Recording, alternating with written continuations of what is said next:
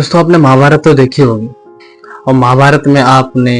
पांडवों का नाम भी सुना होगा। पांडवों में जो द्रौपदी है वह 5 पतियों में बट जाती है एक भूल के कारण।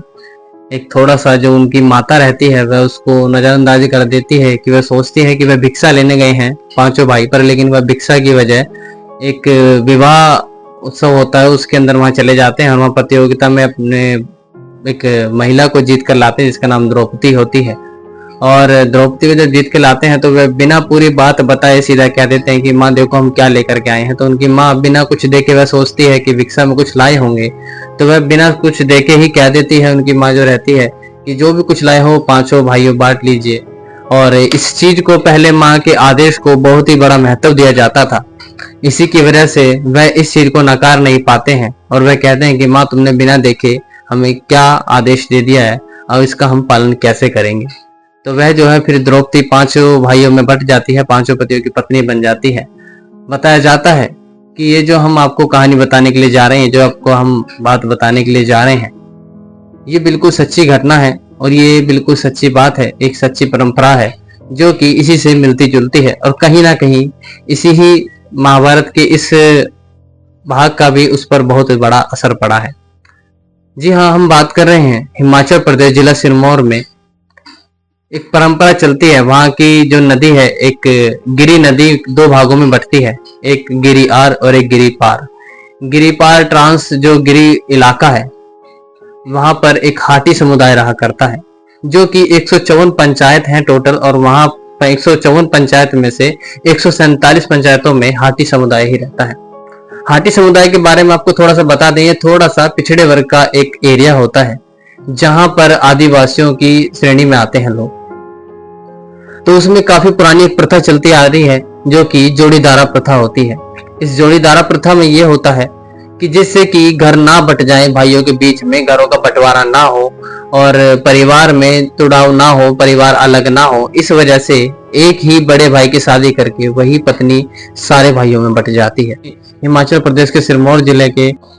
गिरी नदी की घाटी पर पहुंचते हैं तो यह गिरी नदी जो है 2 भागों में बट जाती है, जिसमें एक गिरी आर और एक गिरी पार। गिरी पार का जो एक समुदाय बनता है वहां पर एक गिरी पार ट्रांस इलाका कहलाता है, जिसमें जहां पर हाटी समुदाय के लोग रहते हैं जिनको अनुसूचित जनजाति का दर्जा मिला है, जो कि आदिवासी लोग पिछड़ी वर्ग टाइप में रहते हैं। वहां पर जो है कई सालों पुरानी जो प्रथाएं चली आ रही है उन्हीं को ही अब भी अहमियत दी जाती है। जिसमें वहां पर जब जांच के लिए पहुंचते हैं तो वहां बात हुई, एक महिला मिली जिसका नाम सुनीला होता है। वह इस जोड़ीदारा प्रथा का हिस्सा बन चुकी थी, 2 पतियों के बीच में एक पत्नी सुनीला बन चुकी थी, जिसकी उम्र लगभग 40 से 45 वर्ष के बीच में रहती है। पर लेकिन वह चेहरे से बिल्कुल भी 40-45 के आसपास नहीं लगती, क्योंकि जो पहाड़ी लोग होते हैं उनकी कद काठी कम ही होती है, चेहरे का रंग साफ होता है और शरीर की आकृति काफी आकर्षित और अच्छी होती है, जिसके चलते वह जो है ज्यादा उम्र वाली नहीं लगती। तो इसी में ही वहां पर जब सुनीला से बात करेगी तो सुनीला से पूछा जाता है कि जब तुम इस गांव में शादी होकर के आई थी तो क्या तुम पहले से ही 2 व्यक्तियों के बीच में शादी होकर आई थी या फिर पहले क्या था, शुरू से थोड़ा बताइए। तो सुनीला बताती है कि वह जब शादी करके आई थी तो बड़े ही बेटे से शादी हुई थी। तब तक उसका जो छोटा पति का छोटा भाई था देवर, वह जो है स्कूल जाता था। तो वह जब घर में आई थी तो घर में कुछ ज्यादा बड़ा घर नहीं था, यह गरीब ही लोग के यहाँ आदिवासी लोग रहते हैं। यहाँ पर जो है बस एक 4 दीवारी थी लकड़ी की और छत भी लकड़ी की थी, जिसमें सामने 4 पैडी सीढ़ी थी और एक गेट था, और उसके अंदर ही सारी पूरी जॉइंट फैमिली रहती थी, जिसमें सास ससुर भी वहीं सोते थे और पति पत्नी भी वहीं सोते थे और देवर भी वहीं सोता था। जिसमें खाली बस इतना फर्क रहता था कि जहां पति पत्नी सोते थे एक साइड में, वहां पर रस्सी बांध के कुछ पर्दा टांग दिया जाता था जिसका थोड़ा सा हिस्सा ढक लिया जाता था। बस वहीं पर ही वह सारा अपना गुजारा करते थे। सुनीला ने बताया कि हम वहीं पर ही रहा करते थे और हमें सारे काम वहीं करने पड़ते थे। जिसमें उनसे पूछा गया कि कहीं आपको कोई शर्म वगैरह कुछ ऐसी दिक्कत नहीं, तो उन्होंने कहा कि शुरू में 1-2 बार हुई, लेकिन बाद में इस चीज की उन्हें आदत सी बन गई। तो इसी के चलते जब वह उसका पति जो है सुनीला बताती है कि उसके पति बाहर जाते थे काम करने के लिए, तो वह छोटे देवर का अपने ख्याल रखती थी। जैसे जैसे वह बड़ा होता गया तो बड़े होने के बाद एक दिन उनकी सास ने प्रस्ताव रखा कि बेटी अब तुम जो है छोटे वाले बेटे का भी ध्यान रखो। तो उनका ध्यान रखने से मतलब था कि उसके साथ भी रहो और उसके साथ उसको भी अपना पति का दर्जा दो। तो वह इस चीज को सोचने लग जाती है। तो वह अपने पति से पूछते तो उसका पति कहता है कि कोई बात नहीं, जिससे कि घर का बंटवारा ना हो और घर में लड़ाई ना हो और भाइयों में आपस में टकराव ना हो। तो इसीलिए हम चाहते हैं कि एक घर बना रहे और इसी में ही तुम उसे समझौता कर लो, कोई दिक्कत नहीं है उसे उस बात से, क्योंकि वह बाहर काम करने के लिए जाता है तो घर में तुम्हारा छोटा भाई जो है वह अच्छा ध्यान रखेगा। इसलिए वह उससे पत्नी को अपने समझाता है, तो वह भी मान लेती है। और उनके जो ससुर रहते हैं, वह सुनीला का ससुर भी कहता है कि बेटी हम गरीब घर से हैं और हमें इस प्रथा को अपनाना ही पड़ता है, जिससे कि थोड़ा लड़ाई वगैरह ना हो और घर में बंटवारा ना हो और न्यारे वगैरह ना हो, तो इसलिए आप इस प्रथा को अपना लो। तो वह भी सुनीला कहती है कि मैंने इसको बड़े अच्छे से अपना लिया है।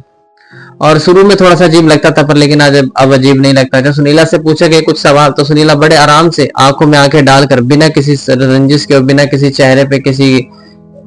शिकायत के अपने बड़े आराम से जवाब देती है, हंसती खिलखिलाती, बिल्कुल जैसे कुछ हुआ ही ना हो, ऐसे बिल्कुल अच्छी जिंदगी बिताती हुई वह बताती है। सुनीला कहती है कि जब सुनीला से पूछा जाता है कि तुम दोनों पतियों में सबसे ज्यादा किसको प्यार करती हो, तो वह कहती है मैं ईश्वर से प्रार्थना करती हूँ शुरू से ही अब तक कि कभी भी दोनों के प्रति किसी के लिए प्यार कम ज्यादा ना हो, दोनों को मैं एक अहम भाव से देखूं। और मैं अब भी उसी तरीके से देखती हूँ, क्योंकि जब बड़ा उसका पति आता है, जो उसका मेन पति है, जब वो आता है तब भी उसके लिए उसी तरीके से जाती हूँ, पानी पूछने के लिए और खाना देने के लिए, सब चीज कपड़े पहनने ओढ़ने से लेकर के हर चीज के लिए उसको भी उसी तरीके से पूछती हूँ। और जब छोटा वाला आता है तो उसके लिए भी उसी तरीके से पूछती हूँ। जब पूछा गया कि आपको दोनों में से कौन ज्यादा प्यार करता है, तो बताती है कि मेरे लिए दोनों ही ज्यादा बराबर ही प्यार करते हैं लगभग, क्योंकि छोटा वाला जो है वह जो घर में ध्यान रखता है उसका हर चीज का, खाने पीने का, ओढ़ने पहनने का, सब चीज का वह उसका यहाँ पे ध्यान रखता है। और बड़ा जो है वह उसको बाहर जाता है काम करने के लिए, मजदूरी करने के लिए, तो वह वहां से आर्थिक व्यवस्था की सहायता करता है। इसी के चलते जब पूछा गया कि अगर देखा जाए तो आप किसको प्यार करते हैं, तो वह कहती है कि मैं दोनों को ही प्यार करती हूँ। इसी के चलते जब पूछा गया कि खाने पीने ओढ़ने पहनने से भी अलग कुछ होता है जो कि पति पत्नी के बीच होता है, शारीरिक संबंध वगैरह, उसको तुम किस प्रकार निभाती हो, तो उससे सुनीला बड़ी हंसती हुई जवाब देती है उसका भी हमने उसका एक रास्ता निकाला हुआ है, जो कि एक दिन बड़ा आता है और एक दिन छोटा कमरे के अंदर वह उनके साथ शारीरिक संबंध बनाती है। तो वह कहती है ये हमें शुरू में अजीब लगता था लेकिन अब नहीं लगता। लेकिन उनसे जब पूछा गया कि मान लो कि अगर किसी दिन आपकी शरीर की कोई दिक्कत हो जाए, मान लो उसके दिन पर कोई दिक्कत हो जाए, तो कैसे मैं उस चीज को आप एडजस्ट करती हो, तो सुनीला कहती है कि कोई बात नहीं, करना पड़ता है, पर लेकिन फिर मन को ही मार लेते हैं, क्योंकि जब परेशानी में हम उनकी साथ नहीं देंगे तो कहीं ना कहीं कुछ ना कुछ अगर गलत हो गया तो उसमें फिर कहीं ना कहीं हमारी ही जिम्मेदारी होगी। तो इसलिए वह मान जाती है, कितनी भी परेशानी हो फिर भी वह संबंध बनाने के लिए राजी हो जाती है, क्योंकि कहीं ना कहीं उनका ध्यान रखने की जिम्मेदारी उन्हीं की है। और जब उससे पूछा गया कि और घर की स्थिति क्या रहती थी, तो वह बताती है सुनीला कि उनके घर की स्थिति कुछ ऐसी ही रहती है जैसे कि जब वह घर में आई थी तो उस घर में उनके सास के पास एक ही स्वेटर और एक ही जोड़ी जूती रहती है, जिसके चलते वह घर में अगर घर से बाहर कहीं जाना हो तो वह उसको ही पहन के जाते हैं, दोनों साथ में कभी सास बहू नहीं गई, क्योंकि एक ही जोड़ी जूती और स्वेटर है।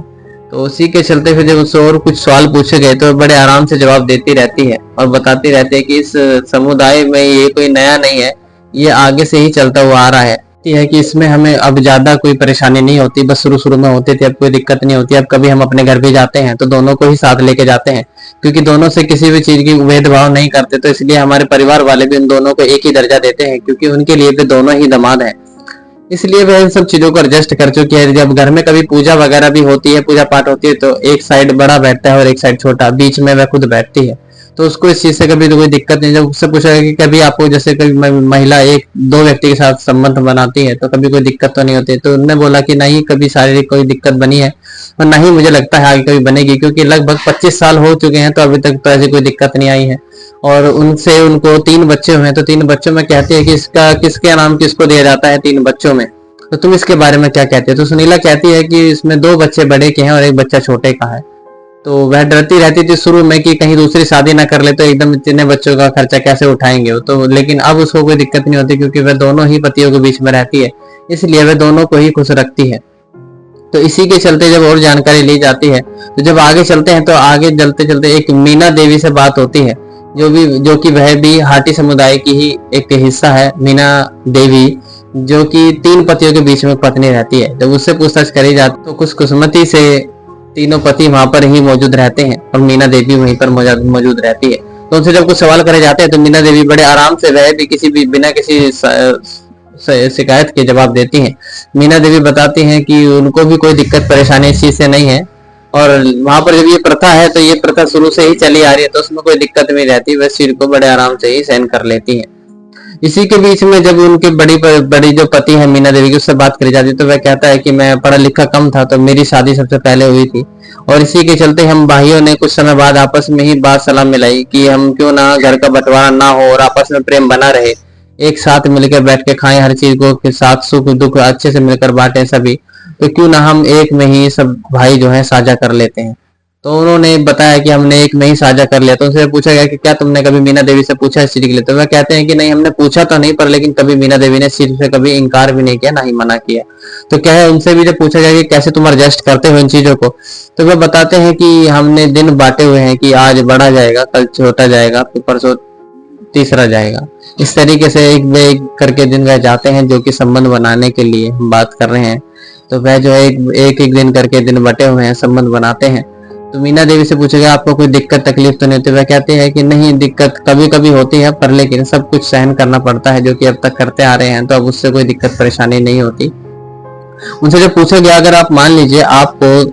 ऐसा हो जाए कि एक बड़ा पति है आपका, वो संबंध आपके साथ बना रहे हैं और साथ में एक ही दिन दूसरे का भी बहुत ज्यादा मन करने लग जाए, तो उसमें आप उस घड़ी में आप क्या करते हैं, तो उसमें कहते हैं कि ऐसा कभी कोई कुछ दिक्कत सामने आई नहीं, क्योंकि ये खुद ही अपने मन में ही मान लेते हैं कि इस चीज से कोई फायदा नहीं है, बेवजह लड़ाई ही करनी पड़ेगी, बाकी इससे कोई दिक्कत नहीं है, तो इंतजार करना पड़ता है, ये चीज सहन करनी पड़ती है, और इस चीज को वह मान लेते हैं। तो इससे कोई ज्यादा दिक्कत परेशानी नहीं होती, वह इस चीज को बड़े आराम से सुख चैन से मिल बांट के करते आ रहे हैं, जो कि बताया जाता है कि वहां की जो है ये ज्यादातर घरों में, एक घर छोड़ के दूसरे घर में आपको ये प्रथा मिल जाएगी, क्योंकि यह जो प्रथा है ये काफी सालों पहले से चली आ रही है, क्योंकि आदिवासी पिछड़ा वर्ग है तो उसमें ये प्रथा चलती हुई ही आ रही है काफी लंबे समय से, जो कि सिरमौर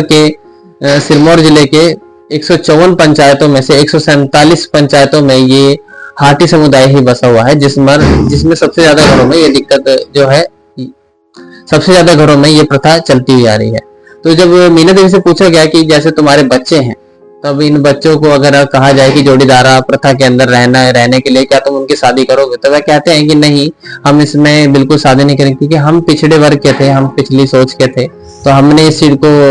अपना लिया, पर लेकिन ये बच्चे जो हैं पढ़े लिखे हैं, एजुकेटेड हैं, तो ये शायद इस चीज को नहीं अपनाएंगे। बाकी उनसे पूछा गया कि अगर अपनाने लग जाए तो वह कहते हैं कि अगर वह खुद अपनाएंगे तो उन्हें कोई दिक्कत नहीं, अगर उनकी लड़की खुद जोड़ीदार सब ये प्रथा अपनाएगी तो उससे उन्हें कोई दिक्कत परेशानी इस बात से नहीं है, वह इसके लिए मना भी नहीं करेंगे, क्योंकि जब ये प्रथा है वहां के लिए कोई गुनाह या कोई अपराध नहीं है, तो वह इस चीज के लिए मना नहीं करेंगे। जब केंद्रीय हाटी के महासचिव कुंदन सिंह शास्त्री जी से बात करेंगे तो वह बताते हैं कि यह कोई आजकल की प्रथा नहीं है, यह काफी लंबे समय पहले से चली आ रही है, जो कि युग युग से उनके गांव में प्रथा चली आ रही है। क्योंकि वो बताते हैं कि जब पांडव अपनी पत्नी के साथ वनवास के लिए गए थे, तो वह जो है कुछ टाइम उन्होंने यहाँ पर इस गांव के पास भी बिताया था, जहां से ये हाटी समुदाय का जन्म हुआ है, वहां से ही इसकी स्थापना है, तभी से ही ये जो है जोड़ीदारा प्रथा चली हुई आ रही है, और काफी सारे जो प्रथाएं हैं वो उसी युग से चली जा रही है उनके उसमें, जिसको अभी तक सरकार ने कुछ जगहों पे चेंजेस भी कर दिए, पर लेकिन कुछ जगहों पे उस चीज का चेंजेस अभी नहीं हुआ है, क्योंकि वे कुछ जो लोग हैं, वे पिछड़े वर्ग के लोग हैं, वे उसी में ही रहना पसंद करते हैं। और इसी में ही जब वहीं पर ही पास बैठे एक व्यक्ति होता है मुकेश, जब उससे पूछा जाता है तो वह भी बताता है कि मेरी लगभग 4 पीढ़ी से मैं देखता रहा हूँ ये जोड़ीदारा प्रथा जो है वह चलती हुई आ रही है, और वह खुद भी अपने भाई के साथ ही एक पत्नी में ही साझेदारी में रहता है। अब घरों में साझेदारी हमने सुना था, सामानों में साझेदारी सुना था, लेकिन पत्नियों में साझेदारी ये एक अलग ही प्रथा है, जो कि अपने सोचने पे काफी मजबूर कर देने वाली है, क्योंकि आजकल के पढ़े लिखे दौर में ऐसी चीजें जब सामने आती हैं तो बड़े ही सोचने पर ये मजबूर हो जाते हैं। तो जब पूछा गया तो वो बताते हैं कि सिरमौर के 350 से ज्यादा गांवों में हाटी समुदाय है, जिसमें ये जो है प्रथा सबसे ज्यादा चलती है, इससे लोगों को कोई दिक्कत परेशानी भी नहीं होती। जब इसी चीज को लेकर के मीडिया की टीम दिल्ली हाई कोर्ट के सीनियर जो वकील हैं मनीष भदौरिया, उनसे जब पूछताछ करी जाती है तो वह बताते हैं कि इसके लिए इसमें कोई जो है गुनाह नहीं है, अगर गवर्नमेंट देखा जाए तो, क्योंकि वह पिछड़े वर्ग के लोग हैं, आदिवासी लोग हैं, तो उनके लिए जब ये कोई गुनाह नहीं है तो सरकार भी इसमें कोई इंटरफेयर या कोई दिक्कत परेशानी उनको नहीं दे सकती है, जब तक कि कोई महिला खुद ही ये आपत्तिजनक रिपोर्ट दर्ज ना करवा दे कि उनको पीड़िता होती है और वह उनकी बिना मर्जी के ये सब कुछ होता है और उनको उससे दिक्कत होती है, फिर भी ये उस चीज को करते हैं, तब ये एक तरीके से यह अपराध की श्रेणी में आ जाता है। अन्यथा यह अपराध की श्रेणी में बिल्कुल नहीं आता है, क्योंकि यह उनकी प्रथा है। लेकिन कहीं ना कहीं अगर इसको जबरदस्ती हटाया जाएगा तो कहीं ना कहीं ये उनकी भावनाओं को ठेस पहुंचेगी और इससे जो है उस समुदाय के पूरे समुदाय को जो है संभालना भारी हो जाएगा। तो इसलिए उसमें कोई इंटरफेयर नहीं कर सकते हैं। बाकी वह खुद चाहे बदलना तो एक बार को बदल सकते हैं। तो इस चीज में दोस्तों आपने इस चीज के बारे में क्या सोचा, आपको क्या लगता है इस कहानी को सुनकर? तो आप भी जरूर अपनी राय दीजिए, अपने मन की कोई बात बताइए इस समुदाय को लेकर के, या आपने कभी पहले कभी सुनी है ये बात, या फिर आप कितना रिलेटेड करते हैं इस चीजों को, या ये सही है या गलत है, आप उनकी भावनाओं को किस के प्रति किस नजरिए से देखते हैं, तो जरूर हमारे कमेंट बॉक्स में बताइए। तो प्लीज सपोर्ट करिए दोस्तों चैनल के, तो चैनल को हमारे सब्सक्राइब करिए, लाइक करिए, शेयर करिए। मिलते हैं फिर अगले किसी ऐसी सच्ची घटना के साथ। तब तक के लिए अपना ध्यान रखें, सुरक्षित रहें। नमस्कार।